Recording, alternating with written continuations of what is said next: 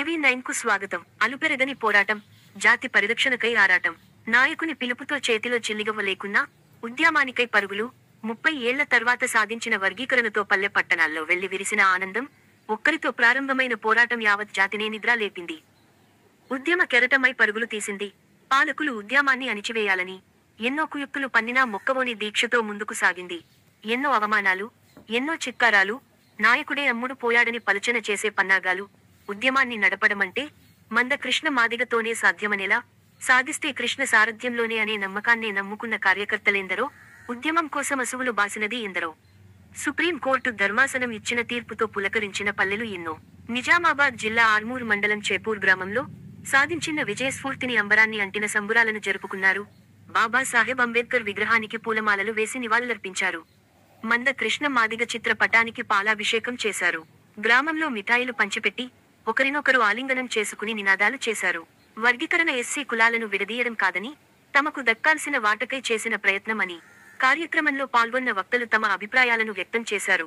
ఈ కార్యక్రమంలో చేపూర్ 2 పంటల సంఘాలకు చెందిన వారితో పాటు అంబేద్కర్ యూత్ సభ్యులు, గ్రామస్తులు తదితరులు పాల్గొన్నారు. కెమెరామెన్ అనిల్ కొన్నింటితో జిందం నర్హరి, ఆర్మూర్ రూరల్. ఈ రోజు మాదిగ రిజర్వేషన్ సమితి సాధించిన విజయానికి అందరం ధన్యవాదాలు తెలుపుతున్నాము. శ్రీ గౌరవ మందకృష్ణ మాదిగ గారు పోరాడిన ఫలితానికి విజయం సాధించినందుకు అందరం కృతజ్ఞతలు తెలుపుతున్నాము. దీనికి సపోర్టుగా మన రాష్ట్ర ప్రభుత్వం కానీ, కేంద్ర ప్రభుత్వం కానీ మనకు సహకరించి వర్గీకరణ చేసినందుకు అందరం రుణపడి ఉంటామని అందరి సభాముఖంగా తెలియజేస్తున్నాం. ఈరోజు గౌరవ మందకృష్ణ మాదిగ గారు పోరాడిన ఫలితానికి నిదర్శనంగా ఈరోజు మందకృష్ణ గారికి పాలాభిషేకం చేయడం జరిగింది. చేపూర్ గ్రామ ప్రజలందరూ మందకృష్ణ మాదిగ గారికి, ఎస్సీ మాదిగ కులం వారి అందరూ ధన్యవాదాలు తెలుపుతున్నాం. నేడు చేపూరు గ్రామంలో మాదిగ పెద్ద సంఘం, చిన్న సంఘం ఆధ్వర్యంలో 30 ఏళ్ల మందకృష్ణ మాదిగ గారి పోరాట ఫలితంగా నేడు సుప్రీంకోర్టు తీర్పు వర్గీకరణకు అనుకూలంగా తీర్పు ఇవ్వడం జరిగింది. దానిలో భాగంగా ఇప్పుడు చేపూరు గ్రామంలో పెద్ద ఎత్తున మాదిగ సోదరులం సంబరాలు చేసుకుంటున్నాం. అదేవిధంగా మందకృష్ణ మాదిగ గారికి కూడా పాలాభిషేకం చేయడం జరిగింది. జై మందకృష్ణ మాదిగ.